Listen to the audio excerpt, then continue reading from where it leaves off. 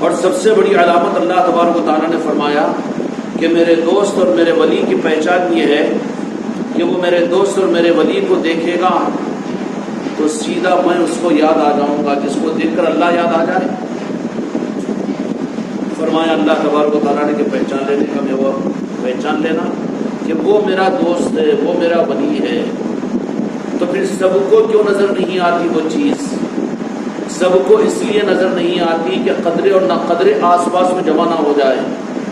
وہ تو اللہ تبارک و تعالیٰ جن کو منتخب، جیسے یہاں پر ایک نقطہ یہ اچھی طرح سے سمجھ لینا چاہیے کہ اولیاء اللہ جیسے اللہ کے منتخب من اللہ بندے ہوتے ہیں اور میرے آقا کی طرف سے وہ نوازے گئے ہوئے ہوتے ہیں، ایسے ہی ان سے فیض حاصل کرنے والوں کو بھی پہلے تیار کر کے ان سے فیض حاصل کرنے کے لیے ان سے قریب کیا جاتا ہے۔ عوام کی نظروں سے ان کو چھپا دیا جاتا ہے، پردہ ڈال دیا جاتا ہے۔ اس لیے پیران کامل کے، مریدین کامل کے اندر میں تو وہ مریدین جو سچے مرید ہوتے ہیں وہ تو کہتے ہیں کہ ہم کو جلوہ محمد بھی نظر آتا ہے، جلوہ خدا بھی نظر آتا ہے اپنے پیر میں، اور جلوہ غوث اور جلوہ غریب نواز بھی نظر آتا ہے۔ اور جو قابل نہیں ہوتے، اب وہ چونکہ ان کو نظر نہیں آتا، وہ اللہ ہی کی منشا نہیں ہوتی، بلکہ ان کے لیے اللہ اپنے محبوب بندوں کے اور ان عام انسانوں کے درمیان میں ایک حجاب اور پردہ ڈال دیتا ہے۔ ان کی آنکھوں کو وہ محسوس ہونے ہی نہیں دیا جاتا۔ پھر وہ کہتے ہیں کہ عام انسانوں کی طرح سے انسان ہے، تم کو ایسا کیسا، یہ تمہارا غلو ہے، یہ تمہاری بے دینی ہے اور تمہاری گمراہیت ہے۔ اب اس سے اگر پوچھو تو وہ کہے گا کہ تم مجھے گمراہ کہو، کہ مجھے مشرک کہو، لیکن مجھے جو نظر آتا ہے، میرے دل کی آنکھ سے مجھے جو نظر آتا ہے، دنیا کی کوئی طاقت اس کو اس کہنے سے اور اس اقرار اس حق سے روک نہیں سکتی۔ اور یہ چیز کہ جیسے میں نے عرض کیا کہ اللہ تبارک و تعالیٰ خاص طور پر اپنے جس بندے کو اپنی دوستی کے لیے قبول فرماتا ہے، بخاری شریف کی حدیث میں تفصیل موجود ہے اور میرے آقا کے جہان کے مالک کے ارشادات موجود ہے کہ ہر زمانے میں اللہ کے محبوب بندے رہیں گے۔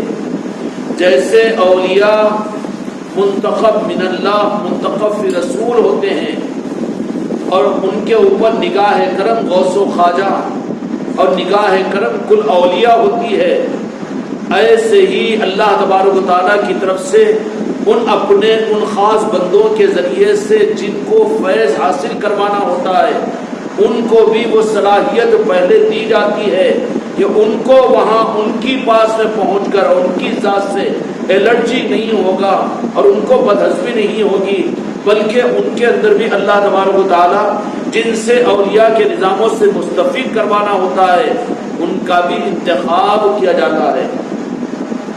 جیسے قرآن مجید میں دو جہاں کے مالک میرے آقا محمد رسول اللہ صلی اللہ علیہ وسلم کے بارے میں یہ ارشاد فرمایا کہ میرے محبوب ان صحابہ اکرام رضوان اللہ تعالیٰ عنہ کو جو شمع رسالت کے پروانے بنے ہوئے ہیں اور جو آپ پر مر مٹنے کو ہر لمحے تیار رہتے ہیں، فرمایا کہ یہ آپ کو ظاہری طور پر دیکھ کر نہیں بلکہ اللہ نے سارے انسانوں کے قلوب میں سے بہترین قلوب کو منتخب فرما کر اللہ نے تم سے مستفید ہونے کے لیے ان ارواح کو اور ان لوگوں کو جو صحابہ کی صورت میں تمہارے ساتھ ہے ان کو منتخب کیا ہے، خدا پاک نے ان کا انتخاب کیا ہے۔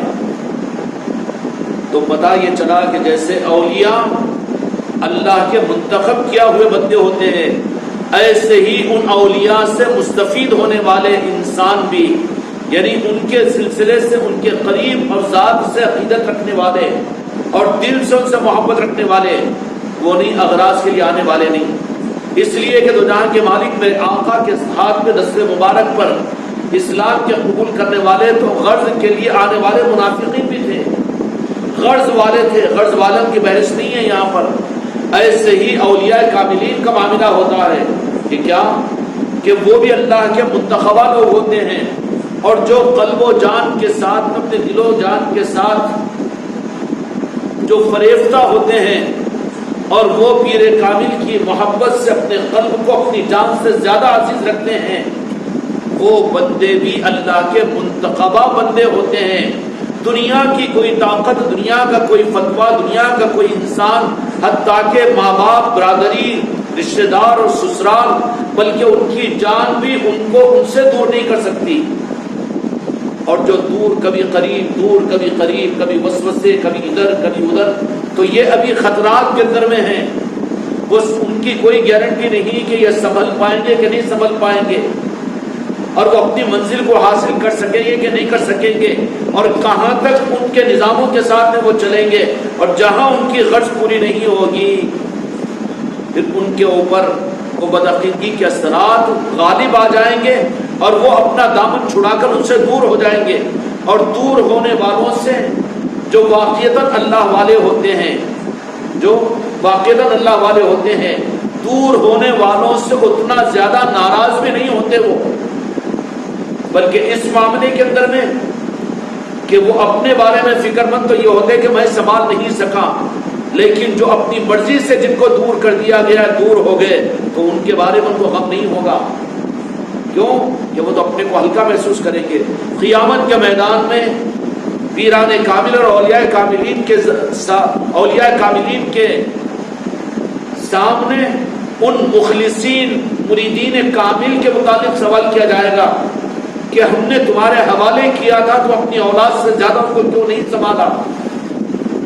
لیکن جو لوگ وہ بھیڑ جمع ہو جائے جن کا مقصد اصل منزل کو نہیں، یا مقبولیت قبولیت بارگاہ خداوندی کے منتخبہ بندے نہیں ہوں گے، وہ مرید جو اللہ اس کے رسول کی طرف سے منتخبہ نہیں ہوں گے، وہ بعض اوقات ان اولیاء اکرام کے پاس میں بھیڑ کی صورت میں آ جاتے ہیں۔ ان کے تصرفات کو دیکھ کر، ان کی کرامتوں کو دیکھ کر ان کی ذمہ داری ان اولیاء اکرام کے اوپر نہیں ہوتی۔ فکر تو تھا میرے آقا دو جہاں کے مالک کو، وہ تو میرے آقا کی ذات ہے، کوئی مماثلت نہیں ہو سکتی، دوسرے نبیوں سے نہیں ہو سکتی، تو اولیاء کی مناسبت کے ساتھ مماثلت کہاں دیں گے؟ یہ تو گمراہیت ہوگی۔ لیکن نمونہ چونکہ دو جہاں کے مالک میرے آقا کی ذات ہے، اس لیے جس طریقے سے جن صاحب اکرام نے اپنی جان سے زیادہ میرے مصطفیٰ کے ساتھ محبت کا ثبوت دیا، میرے آقا نے ان کو ہی سنبھالا، اور ایسے سنبھالا کہ کشتی نوح کی طرح سب کو محفوظ کر دیا۔ بالمقابل اس کے جو فتوحات کو دیکھ کر، فتح مکہ کو دیکھ کر، یا آپ کے چاند کے 2 ٹکڑوں کے ہونے کو دیکھ کر، یا پھر کچھ خصوصیات کو سن کر، جو اللہ کے کلام قرآن پاک کو بہت اعلیٰ درجے کا شاعرانہ کلام سمجھ کر، ایسے لوگ بھی اپنے اپنے ذوق کے اعتبار سے اولیاء کے قریب بھی آتے ہیں، انبیاء کے قریب بھی آتے ہیں، لیکن وہ اپنے اس معیار محبت کے اس کمال پر نہیں پہنچ پاتے، تو پھر وہ پیران کامل بھی اللہ کی طرف سے اللہ نے چونکہ قرآن مجید میں یہ بات فرمائی، لا یکلف اللہ نفسا الا وسعها، کہ کسی نفس پر اللہ اتنا بوجھ نہیں ڈالتا جس کو وہ نہ سنبھال سکے۔ واہ اللہ، اس آیت کا مطلب تو آج ہم کو سمجھ میں آیا ہے۔ عام بندوں کے بارے میں تو فرمایا کہ کیا شریعت بوجھ ہے؟ نہیں، شریعت تو کم سے کم کا یہ عطر کا پایا ہے امت کے لیے، لیکن یہ آیت شریفہ کس کے لیے ہے؟ یہ آیت شریفہ اصل میں وہ اولیاء کاملین کے لیے ہیں کہ اللہ تبارک و تعالیٰ اپنے دوستوں کے اوپر، اپنے نیک بندوں کے اوپر اتنا بوجھ ڈالتا ہی نہیں ہے جتنا اس کو سنبھال نہ سکے۔ کا مطلب کیا ہے کہ 2-4 لاکھ مریدین جمع ہو جائیں، اور کسی کا رخ کچھ ہے، کسی کا رخ کچھ ہے، کوئی کرامتوں کو دیکھ کر، کوئی چہرے کو دیکھ کر، کوئی تقریر کو دیکھ کر، کوئی ذکر کو دیکھ کر، کوئی کمالات کو دیکھ کر، یا پھر کچھ مریدین کے زیادہ تعریفوں کے پل کے باندھنے کو دیکھ کر، کیا مطلب ہے وہ کہ اللہ تبارک و تعالیٰ فرماتا ہے کہ لا یکلف اللہ نفسا الا وسعها، کہ کسی نفس کے اوپر اتنا بوجھ نہیں ڈالتے جس کو سنبھال نہیں سکتا۔ یہ تو زبردستی کا مرید بن کر بوجھ ہو گیا نا؟ نہیں، بوجھ نہیں ہوگا۔ جو اللہ تبارک و تعالیٰ اپنے ان نیک بندے، اپنے ان برگزیدہ بندوں کے ساتھ بھی، پیران کامل سے بھی صرف ان مریدوں کے بارے میں سوال کرے گا جو اپنی جان سے زیادہ، اپنی سانسوں سے زیادہ محبت کا حق دے کر وہ کامل مرید کے مقام پر پہنچ جائے، ان کی ضمانت تو ہوگی پیر کے اوپر کہ پیر سے ان کے بارے میں پوچھا جائے گا۔ اور جو ایسے مخلص اور جن کو منتخب کر کر سلسلے میں داخل کیا گیا ہوگا ان کی ذمہ داری اس پیر کامل پر ہوگی. اور ایسے مخلص پیر کامل کو، مرید کامل کو پیر کامل اگر ہوگا وہ، تو پھر وہ اپنی ذات پر، اپنی جان پر لے کر بھی اس مرید کو سنبھالنے کی کوشش کرے گا. ایسے ہی کامل مرید جو ہوتے ہیں ان کو وہ پیر کامل یہ کہتا ہے کہ اللہ کو تو کا جانا، پہلے مجھے تو جان لے. اور اس پیر کامل کی ضمانت کی تصدیق احادیث اور قرآن میں ملتی ہے. یشفع عنده الا باذنی، قیامت کے میدان میں بھی ان کے حق میں ان کی شفاعت کو قبول کیا جائے گا. وہ کون؟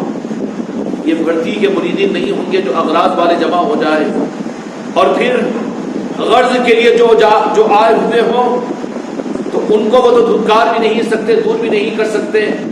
محبوب الہی نظام الدین اولیاء رحمۃ اللہ علیہ نے جب عمومی طور پر اسلامی مملکتوں کا نظام تھا، علاؤالدین خلجی کا زمانہ دہلی کے پائتخت مسلمانوں کی حکومتوں میں تھا، عمومی طور پر گمراہیت اور فتنوں کا ماحول تھا، تو امت کو بچانے کے لیے فتنوں سے عمومی طور پر وہاں پر حکومت کی سطح پر علاؤالدین خلجی اور اس کے پیشرو جو حکمران تھے ان کے اطراف میں جو وزراء تھے، جو علماء کابینہ تھی اور علماء کونسل تھی، وہ لوگ لے دے کے برگلانا شروع کیے تھے مسلم حکمران کو کہ دیکھو تمہارے لیے دہلی کی تمہاری حکومت کے لیے اگر خطرہ کوئی بن سکتا ہے تو وہ نظام الدین اولیاء بن سکتے ہیں. تو وہ تو اولا کہ نہیں، وہ تو اللہ والے نہیں. ایک آواز پر اللہ کو کہتے ہیں تو اللہ سے دہلی پوچھتی ہے. تم کیا سمجھ رہے ہو؟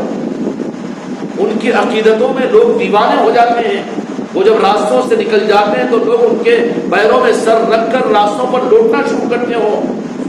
پھر اگر وہ تمہارے خلاف میں اگر ایک لفظ بھی اشارے میں کر دیں گے تو دہلی کا پائے تخت الٹ کر پلٹ جائے گا. تو حکمرانوں کو تو اپنے حکومت کی فکر ہوتی ہے. وہ بات ایک بار 10 بار چھوٹوں کے ساتھ، بڑوں کے ساتھ اور قریب کے لوگوں سے، حکمرانوں سے، علماء کے ذریعے سے، مفتیان اکرام کے ذریعے سے شد و مد کے ساتھ میں آنی شروع ہوئی. تو پھر وہ نشہ تو حکومت کا اتنا نشہ رہتا ہے کہ نشے میں آدمی کو، نشہ تو اتنی بری چیز ہے کہ جس میں آدمی بیٹی اور بیوی کی تمیز نہیں کر سکتا. اس سے زیادہ برا نشہ حکومت کا نشہ ہوتا ہے.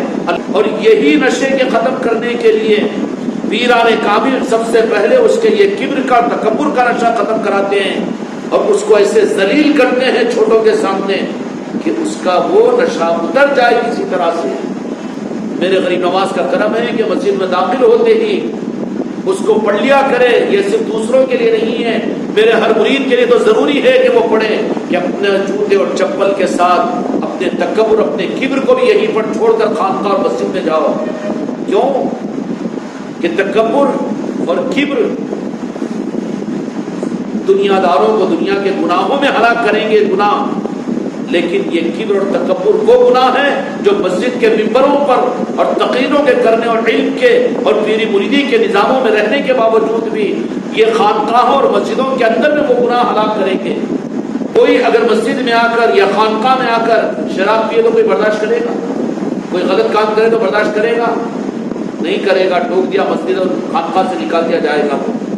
لیکن یہ چھپا ہوا گناہ جو دل کی شیشی میں رہتا ہے کہ میں اچھا ہوں، میں بڑا ہوں، انانیت اور تکبر، یہ وہ گناہ ہے کہ جو چھپا کر خانقاہوں میں، مسجدوں میں عمریں گزارے گا، یہ بڑے بڑے منصبوں پر رہے گا، پیر بن کر رہے گا، عالم بن کر رہے گا، امام بن کر رہے گا، زندگی بھر کا نمازی بن کر رہے گا.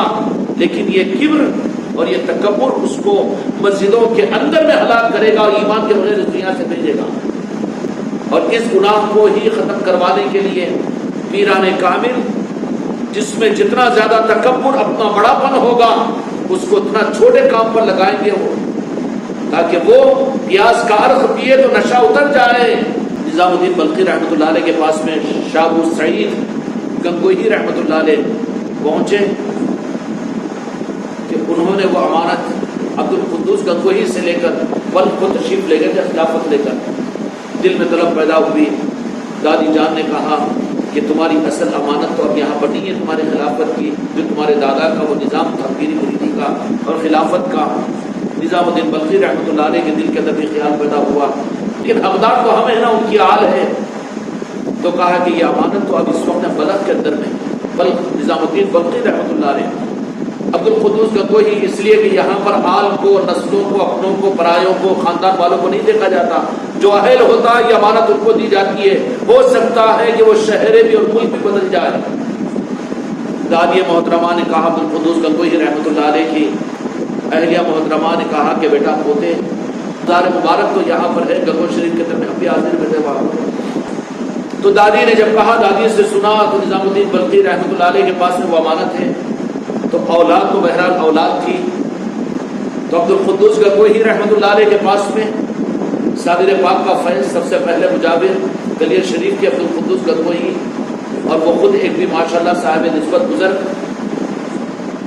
اس فیض کو نظام الدین بلخی آپ کی خدمت میں رہ کر روحانیت کے سارے فیض کو حاصل کیا، خلافت کو بھی دیا. اور عبد القدوس گنگوہی رحمۃ اللہ علیہ نے اس خلافت کی امانت کو دے کر کہا کہ بلخ کی طرف چلے جانا، ادھر بھی اندھیرا ہے، روشنی وہاں بھی پہنچانا. چنانچہ بلخ کو چلے گئے. وہاں پر بڑی خانقاہ قائم ہوئی، بڑا نظام چلا اور ماشاءاللہ پورے علاقے کے اندر میں. تو دادی ماں کے ذہن کے اندر میں ایک بار نظام الدین بلخی بیٹھے ہوئے تو کہا کہ بیٹا کیا ہی اچھا ہوتا کہ دادا کی جو اصل امانت ہے اگر وہ تم کو مل جاتی تو میری چاہت تھی. چونکہ اہل نسبت عورتیں ہوتی ہیں، عورتوں کو محروم مت کرو. عورتیں تمہاری نسلوں کو سنبھالنے والی ہوگی. اگر عورتیں محروم ہیں تو تمہارے مرنے کے بعد تمہاری اولادوں کو بدعقیدہ بنائے گی وہ. اس لیے عورتوں پر خاص طور پر دھیان دو. لائٹ مت لو عورتوں کے معاملات میں. بعض میری مریدان کو یہ بہت گرا گزرتا ہے کہ خانقاہ کو آتے ہو تو چشتیہ رومان صحیح ہے، لیکن فنکشنوں میں جائے یا خاندانوں میں جائے، سسرالوں میں جائے یا پھر بازاروں میں جائے تو چشتیہ رومان کیوں، کیا ضروری ہے؟ یہی چیز بہت کے لیے اٹکن کا ذریعہ بنتی ہے. وہ اٹکن نہیں ہے بلکہ ان کی کھٹکن ہے کہ ان کو پہلے ہی لسٹ سے خارج کر دیا جا رہا ہے. جو واقعتاً سلسلوں سے، اولیاء سے ویسی مضبوط نسبتیں رکھے گی. تم سمجھاؤ میرے بچوں کہ مجھ سے زیادہ میری نسبت سے، غوث و خواجہ سے تمہارے دل کی محبتیں، اس لیے کہ میں دنیا میں تمہارے کام آ رہا ہوں. وہ بھی اپنی مرضی سے نہیں، اللہ اس کے رسول کی مرضی سے، غوث و خواجہ کی مرضی سے. اس لیے مجھ سے زیادہ تم کو نسبتوں کا پاس و لحاظ رہنا چاہیے. میری خوشی کو اور میری مرضی کو ایک بات کے پیچھے کرو، لیکن میں جس سے خوش ہوتا ہوں، مگر خود کی خوشی خود اگر نظام نہیں بنا بلکہ فارمیلٹی کے اندر میں زبردستی کے رام میں چل رہا ہے اور زبردستی کے ایک فارمیلٹی پورا کرنے کی مزاج پر چل رہا ہے، تو پھر خود پر اپنے پر لاگو نہیں کر سکا تو پھر اس کی ہمت ہی کیا ہوگی کہ اپنے عورتوں پر، اپنے بیوی بچوں پر کرے گا لاگو. اپنے بیویوں کو بتاؤ یا اپنی عورتوں کو بتاؤ کہ تم ہماری اگر خوشنودی چاہتے ہو، ایک بات کہ ہمارے لیے کھانا نہ پکاؤ ہم برداشت کر لیں گے، ایک بات کہ ہمارے کپڑے استری کر کے نہ رکھو ہم برداشت کر لیں گے، ایک بات کہ ہماری نافرمانی کرو ہم برداشت کریں گے.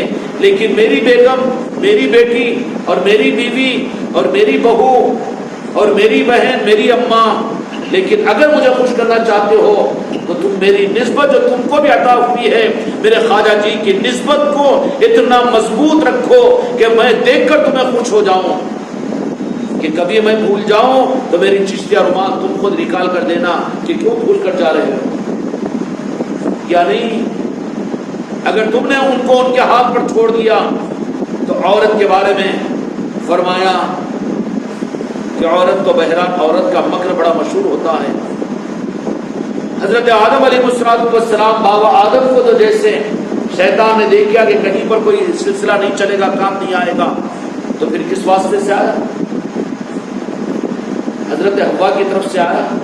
ایک نبی کو جنت سے نکلوانے کا ذریعہ ان کی بیگم بن سکتی ہے، ماں یہ حوا ناراض نہ ہو، سمجھنے کے لیے ہے. تو پھر تم اپنی ماں سے، اپنی بیٹی سے، اپنی بیوی سے، اپنی بہو سے اور اپنی بہن سے کیا امید رکھ سکتے ہو کہ ہزاروں ترغیبیں، ہزاروں مجلس سے ایک طرف پہ رہے گی اور ان عورتوں کا ایک جملہ تم کو تمہارے نظاموں سے دور کرنے کے لیے بھاری پڑ جائے گا. اس لیے کھول کر اور کھل کر اپنی عورتوں کے سامنے کہہ دو کہ اگر تم مجھے خوش کرنا چاہتے ہو، میری رضا کو لینا چاہتے ہو، اتنا تو معلوم ہے کہ تمہیں شوہر کی خوشنودی کے بغیر تم جنت میں نہیں جا سکتی ہو. تو میں تم سے خوش نہیں ہو سکتا جب تک میرے نظام سے تم خوش نہ ہو۔ حقیقتوں کو کیوں کھولیں گے جو راز کے ہے کہ ایسے کم از کم 7-8 میری مرحومہ مریدوں کے تجربات میرے سامنے ہیں کہ انہوں نے اس چشتیہ رومال کو اپنے کفن میں ساتھ رکھا تو پھر ان کی ماؤں کے اور ان کے باپ کے ان کے سسروں کے خواب اور بشارت میں جا کر کہا کہ ہم تو برباد ہو چکے تھے لیکن ہمارے لیے تو چشتیہ رومال کام آئی۔ پیر کے محفلوں میں لانے کو تیار نہیں، یا مجلسوں کو اپنے گھروں میں سنانے کو تیار نہیں، ہم تمہارے لیے اگر خانقاہی نظام اتنا بوجھ بن گیا ہے تو پھر اس کا بدلہ تو یہی ہوگا کہ خود بھی ڈوبے گی وہ، تم کو لے کر ڈوبے گی۔ اور فتنہ میں دیکھ رہا ہوں کہ میرے مریدین کے لیے جنہوں نے لاپرواہی کی اپنی عورتوں کے ساتھ میں نظام کے معاملات میں، گھر میں مجلس نہیں ہو سکتی اس لیے کہ گھر کا ماحول ایسا ہے، سسرال ایسا ہے، ہماری بیگم بازار کے اندر میں چشتیہ رومال نہیں ڈال سکتی، اور کہیں پر ولیمہ کے اندر میں کسی شادی و بیاہ کے اندر میں ان سے نہیں ہو سکتا، اور پھر اس میں کہنے والے یہ کہیں گے کہ دوسرے پیروں کے پاس میں اتنی سختی ہے کیا؟ پیر تو وہ ہوتا ہے جو اگر مرید سے بڑی غلطی اور کوتاہی بھی ہو جائے تو وہ اپنے گلے سے لگا کر اس کو معاف کروائے۔ ان کو معاف کرانے کی ذمہ داری ہے۔ لا یکلف اللہ نفسا الا وسعها، اللہ کسی پر اتنا بوجھ نہیں ڈالتا۔ ہاں جو پیر کے تابع اپنے آپ کو اتنا کر دے اپنے غم اور خوشی میں اور اپنی چاہتوں کے اندر میں، اور پیر کیا خود کی ذات کی پرستش شرما رہا ہے آپ سے؟ ہے کہیں پر کوئی ایک حرف نکالے ہماری ذات پر تکبر کی بات نہیں ہوگا نا ایسا۔ اس کے باوجود بھی ایک نظام ہم کیوں دے رہے ہیں؟ تاکہ تم کو 2000 کے مہینہ ملنے کے وعدے کے اوپر جتنا خوش ہو اس سے زیادہ تو میری مریدان حیرت کرو، حسرت کرو کہ جو سلسلے میں داخل نہیں ہیں وہ چاہنے کے باوجود بھی چشتیہ رومال کو ڈال نہیں سکتے، اور جہاں جاتے ہیں چشتیہ رومال جو دلوں سے ڈالتے ہیں نا ان کو عزتیں ملتی ہے، عزتیں۔ بد عقیدوں کے پاس میں چلے جاؤ، بد عقیدوں کی تقریبوں میں چلے جاؤ، ان کے میتوں میں چلے جاؤ چشتیہ رومال کی وجہ سے، تو وہ قدر والے قدر کریں گے ان کو، ان کے دلوں کو، ان کے سروں کو جھکائے گا اللہ تبارک و تعالیٰ کہ اچھا آپ لوگ خانقاہ والے ہیں، علی کا نظام ہے، تم ہمت کے ساتھ میں وہ کر کے تو دیکھو۔ اور اس کے برخلاف میں جو یہ کہتے ہیں کہ نہیں وہ مریدہ بیچاری مجلسوں میں آتی ہے برابر سب کچھ کرتی ہے، اگر رومال ہی نہ ڈالے تو معاف نہیں کرنا کیا پیر؟ کیوں گلے کا وزن بنانا نہیں چاہتا؟ کیا ضرورت ہے اس کو؟ میں یہ سمجھ لوں گا کہ جو ایسا کر رہے ہیں اس کی وجہ یہ ہے کہ جو میرا مرید ہے جس کے گھر کی وہ عورتیں ہیں اس نے اپنے گھر کی عورتوں کو میرے خواجہ جی کی ان نسبتوں کی وہ عظمت نہیں دی ہے، عظمتیں نہیں دی ہے۔ اگر عظمتیں دی ہوتی تو وہ مر جاتے، تم کو یاد دلاتے اور تم کو ابھارتے اس بات پر۔ کیوں کہ عورتوں کی روحانیت کے جذبات بہت آگے ہوتے ہیں۔ اسلام کی تاریخ میں بڑے بڑے معارک اور بڑے بڑے جہادوں میں اگر تاریخ اسلام پر غور کرو تو پھر مردوں سے زیادہ عورتوں کی قربانیاں اور ان کے جذبات رہے ہیں۔ طریقت کے وابستگان مریدان کے لیے شرم آنا چاہیے کہ وہ یہ اس کو اسرار سمجھتے ہیں کہ کہیں خوشی کے موقع پر جاؤ تو چشتیہ رومال کیوں نہیں؟ تو وہ ہمارا غصہ اپنے بوجھ کو ہلکا کرنے کے لیے ہے، تم کو سنبھالنے کے لیے نہیں، تم کو سنبھالنے کے لیے ہے۔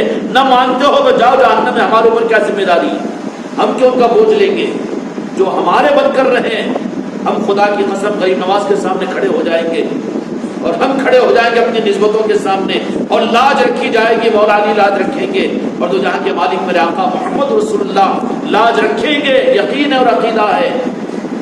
اس لیے تو ہم یہ معاملہ کرتے ہیں، تقریبات کے اندر میں جائے اور چشتیہ رومال نہیں، بازاروں میں گھومے اور چشتیہ رومال نہیں۔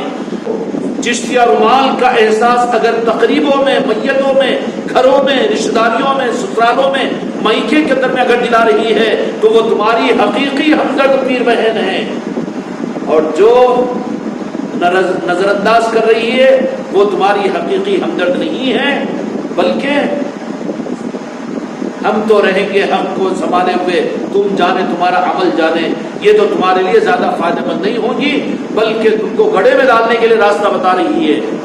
اس لیے ہماری سختی رومالوں کے لیے نہیں ہے بلکہ نسبتوں کے لیے ہے.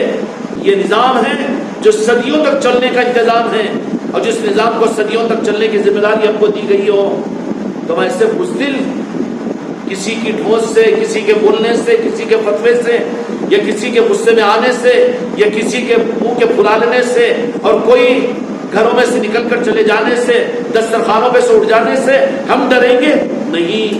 ہم تو جان بھی دے دیں گے نظاموں کے لیے، لیکن نظام کے حق کے ساتھ ہم چلیں گے. جو ذمہ داری ہے ہم پر اور ہمارے لیے بوجھ نہیں ہے. ہم اللہ کے گناہگار اور کمزور بندے، بہت کمزور بندے ہیں، کمزور کاندھے ہیں ہمارے. ہم تو اپنی ذات سے صحیح کھڑے بھی نہیں ہو سکتے ظاہر کے طور پر، لیکن اللہ نے جو ذمہ داری عطا کی ہے، علی کے سپاہی ہے، پوری دنیا سے نہیں ڈرنے والے، چاہے خاندان ہو کہ خود کی اولاد ہو اور چاہے خود کی بیٹا بیٹی ہو. ہم ان نظام کے معاملات میں بالکل کمپرمائز نہیں کریں گے. باقی ہر ایک اپنے انجام کو سوچ لے. گھروں سے نسبتیں ختم ہو جائے گی. جن کو یہ چشتیہ رومال میرے مریدوں میں جن کو بوجھ لگ رہا ہو، میں بڑی آسانی کے ساتھ اپنے سلسلے سے نکالنے کا ان کو اعلان کرتا ہوں. وہ مجھے ایک بار کہہ دے سلسلے میں اتنا وزن ہو رہا ہے کہ برداشت نہیں کر سکتے، چاہے کوئی بھی میری مریدہ ہو، میں اس کو نکالنے کے لیے تیار ہوں. ہجرہ واپس کرو، تاکہ ناراضگی سے نہیں، بڑی خوشی کے ساتھ میں اس کو رخصت کرتا ہوں، کیونکہ میں جانتا ہوں اگر میری مریدہ ہے، میرا مرید ہے، اگر میں اس کو نکالے بغیر کہیں جا کر اگر دوسری جگہ اگر وہ بیعت ہو جائے گی، اس کی بیعت ناجائز ہو جائے گی، وہ معلق رہ جائے گا. اس کو پھر خطرہ ہے کہ نفاق پیدا ہو جائے اس کے اندر میں. اپنے گھروں کی محفلیں، خانقاہوں کو آنا اور چشتیہ رومال، اور پھر خانقاہ ہی میں چشتیہ رومال ہو، تو یہ تو تم مجھے دھوکہ دے رہے ہو، آپ کچھ نہیں کھیل رہے ہو. تم جہاں بھی ہو میری مریدہ، خوشی کے موقع پر تو زیادہ، غم کے موقع پر بھی ہو اور بازاروں میں بھی ہو، کہیں ہو، تو ہم نے، میرے خواجہ جی نے یہ چشتیہ رومال تمہارے لیے زینت کے طور پر دیا ہے. اگر یہ زینت تمہارے لیے، اپنی زینت تم محسوس نہیں کر رہے ہو تو تم چڑیلن ہو تو مجھے کیا کرنا ہے؟ پھر میری زینت مجھے واپس کر دو، دے دوں گا میں خواجہ جی کو. اس لیے جن مریدان کو میں خوشی کے ساتھ میں، ناراضگی نہیں بلکہ خوشی کے ساتھ ان کو سلسلے سے نکالنے کو تیار ہوں. دیکھ لو کسی ایسے پیر کو کہ جو تم کو تمہاری دنیا میں لوریاں دیتے سلاتا ہوا رکھے، اور پھر وہ جو کر لے تم جانے انجان، وہ تم جانے اور وہ جانے، مجھے کوئی مطلب نہیں. لیکن یہ نظام کے معاملات میں میرے مریدین کی حرص نہیں ہے، اور جو مریدان کو یہ نظام بوجھ ہو، میں آج پھر اعلان کرتا ہوں، اور جن مریدوں کو بوجھ ہو، اچھا نہیں ہے کہ تم اپنی مرضی سے رومال نکال دو، اچھا نہیں ہے کہ تم نظام سے کٹ جاؤ. بولو بیٹھ کر ہوں، میں تمہارے لیے راستہ کھولنے کے لیے بیٹھا ہوا ہوں. اگر راستے سے الٹے بھاگو گے تو کوئی دنیا کا اولیاء بھی تم کو ساتھ نہیں دے گا. قیامت کے میدان میں تم ذلیل ہوں گے. یہاں پر تو سچے طالبین کی ضرورت ہے، اور سچے مریدوں کی ضرورت ہے، سچے مریدان کی ضرورت ہے. وہ نہیں ہے. تم بھی اپنے بیویوں کو اور تم بھی اپنے بہنوں اور بیٹیوں کو میری طرف سے کہہ دینا کہ اچھا ہے اس سے کہ اٹک کر رہ کر برباد ہو. خلاصہ اختیار کر لو، کہیں اور جگہ نسبت کو حاصل کر لو، اس لیے کہ زمانے میں نسبت کے بغیر قیامت میں نجات نہیں ہو سکتی. یہ بات پیش کر رہا ہوں، میرے پاس سے نکل جائے، لیکن اپنی من کے مطابق، اپنی مرضی کے مطابق میں دنیا میں اور لوگ بھی ہیں، ان کے پاس میں رعایت ہے، ان کے پاس ان کی خوشنودیاں پوری ہوتی ہے، تو وہاں پر جا کر مرید ہو جائے. زبردستی کے میری طرف سے کھاٹی ڈال کر مت رکھو. نظام کیوں کہ صرف یہ پیری مریدی کا نظام ہے، خانقاہ میں جگمگ کرنے کا نظام نہیں ہے. پوری دنیا کو ایک نظام دینے کی ذمہ داری ہے ہم پر، اور اس احساس ذمہ داری کے ساتھ میں اب تم اس پر حماقت کہو، فرعون کہو، متکبر کہو، گمراہ کر دینا کہو، یا پھر فتنہ پیدا کرنا کہو اور فرقے بنا دینا کہو، کچھ بھی کہو میں تیار ہوں. اس سے زیادہ کہو، اس کے لیے بھی تیار ہوں میں. لیکن اس امانت کے اندر میں زندگی کی سانس جب تک باقی ہے خیانت ہونے نہیں دوں گا. اور یہ بوجھ نہیں ہوتا میرے اوپر. سارے مرید نکل جائے کوئی پرواہ کی بات نہیں، ایک بھی باقی نہ رہے کوئی پرواہ کی بات نہیں. مجھے، میں اپنے مقصد میں ناکام نہیں ہوں گا، اس لیے کہ میرا مقصد تو میرے غریب نواز نے مجھے عطا فرما دیا. مجھے تو میرے خواجہ جی کی قدموں کی خیرات مل چکی ہے، اور میں اگر اپنی نیت کے ساتھ میں صحیح ہوں تو یا خواجہ جی اسی پر میرا خاتمہ فرمائے، یا رسول اللہ مقصد میں کامیاب ہو جاؤں گا. یہ سب کچھ بھی سنبھال رہا ہوں تو بوجھ نہیں ہے میرے لیے. میرے خلیفاؤں، میرے مریدوں، میرے مریدان، یہی سمجھو کہ خانقاہ محمدی کے شامیانے کی چھاؤں میں تمہاری زندگی ہے، اور اگر جمے رہو گے تو قبر میں بھی دیکھو گے اور قیامت میں بھی دیکھو گے، ورنہ دھوپ میں نکل جاؤ پھر تمہاری پریشانیوں سے مجھے کیا واسطہ. میں پریشان ہونے کی بدوا بھی نہیں دوں گا. یہ نہیں سمجھنا کہ میرا مرید اگر کوئی نکل جائے، میری مریدہ اگر میرے پاس سے چلی جائے تو میں اس کے اوپر کچھ زیادہ فکر کروں گا یا اس کی وجہ سے میرے اوپر بوجھ ہوگا. نہیں، بالکل نہیں، خدا کی قسم کوئی بوجھ نہیں ہے، بوجھ نہیں ہے. کیوں کہ ذمہ داری ہماری نہیں ہے. اور میرے آقاؤں کا کرم یہ ہے کہ وہ فیصلہ بھی مجھے خود کرنے کا زحمت اور وزن بھی نہیں ڈالتے، بلکہ وہ خود ایسا نظام بنا دیتے ہیں کہ مجھے ہلکا بنا کر لے کر چل رہے نظام کے اندر میں. تو مجھے بوجھ نہیں ہے کچھ بھی، لیکن اس کے باوجود اپنی ذمہ داریوں کو سنبھالنے کی ذمہ داری تو میری ہے. میں پھونک کر قدم نہیں رکھتا، بلکہ پلکوں سے زمین کو صاف کر کر طریقت میں قدم رکھتا ہوں. جہاں میرے غوث و خواجہ کی طرف سے انشراح ہوتا ہے وہیں پر قدم اٹھاتا ہوں. غریب نواز کا نام میرے لیے کافی ہے، میرے غوث اعظم کی نسبت میرے لیے کافی ہے، مولا علی کا نام میرے لیے کافی ہے، نعرہ پاک مصطفیٰ میرے لیے کافی ہے. نہ مجھے کرامت کی ضرورت ہے، نہ جناتوں کی ضرورت ہے، نہ موکلوں کی ضرورت ہے، نہ سپاہیوں کی ضرورت ہے، نہ ولایت کا دعویٰ میں کرنے کے لیے تیار ہوں. میں تو ایک کام کرنے والا ہوں، جس کام پر بٹھایا گیا اس کام کو میں اپنی موت کے آخری سانس تک چلوں گا. اس لیے میرے بچوں، میرے بھائیوں اور میرے دوستوں، ذرا اس کو سختی نہ مانو، لیکن خیر خواہی اسی میں ہے، خیر خواہی اسی میں ہے کہ اپنے آپ کو مضبوطی کے ساتھ میں چلاؤ. فطروں کا زمانہ ہے، سختی محسوس ہو رہی ہے تو ذرا رک کر سوچو کہ کیا وجہ اس میں، کیا غرض ہے، کیا بوجھ ڈالنے کا مطلب ہے میرا.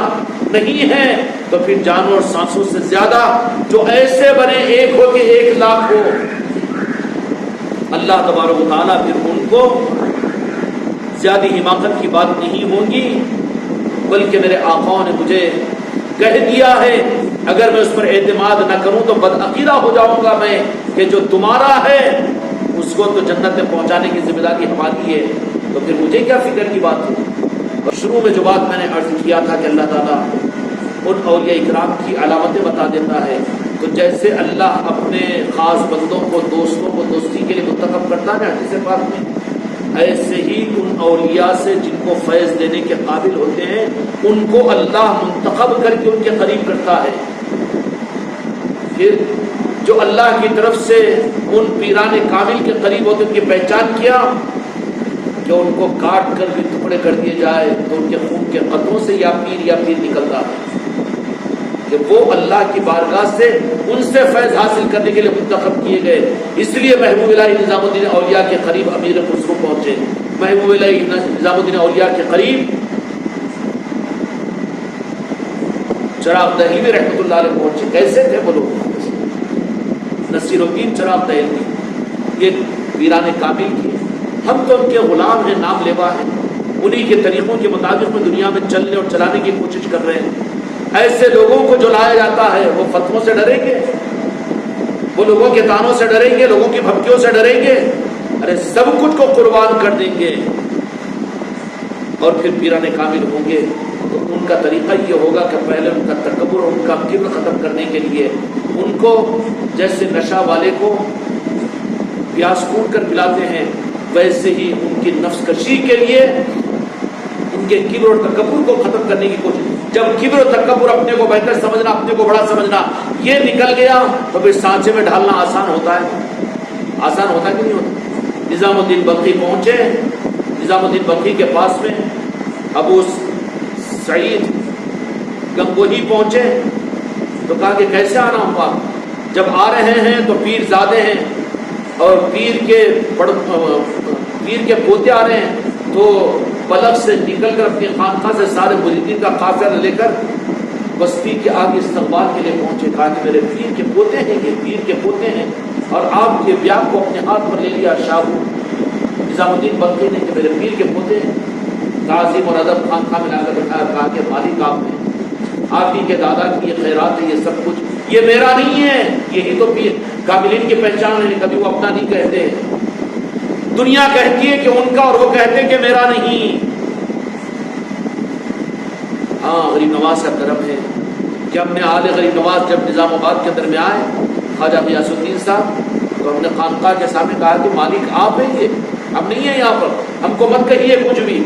تو ان کے الفاظ یہ ہیں کہ آج تک اتنی جگہ میں پہنچا ہوں پوری زندگی میں، لیکن جو بات خانقاہ محمدیہ نظام آباد کے اندر مجھے نظر آئی ہے کہ میں نے اپنے کو دے کر آیا، ایسا محسوس ہو رہا ہے۔ فرمایا کتنے بڑے بڑے نظاموں میں نہیں گئے ہوں گے، کتنے بڑے بڑے پیروں کے پاس میں نہیں گئے، کتنے بڑے بڑے آستانوں کے اوپر نہیں گئے، حماقت نہیں کر رہا ہوں میں۔ تو نظام الدین بلخی رحمۃ اللہ علیہ نے کہا، بٹھایا، کھلایا پلایا، تو کہا کہ خیریت ہے، کیا حالات ہیں ابا جان کے، دادی جان کے کیا حالات ہیں؟ پوچھا سب کچھ ٹھیک ہے۔ تو پھر کیسے آنا ہوا؟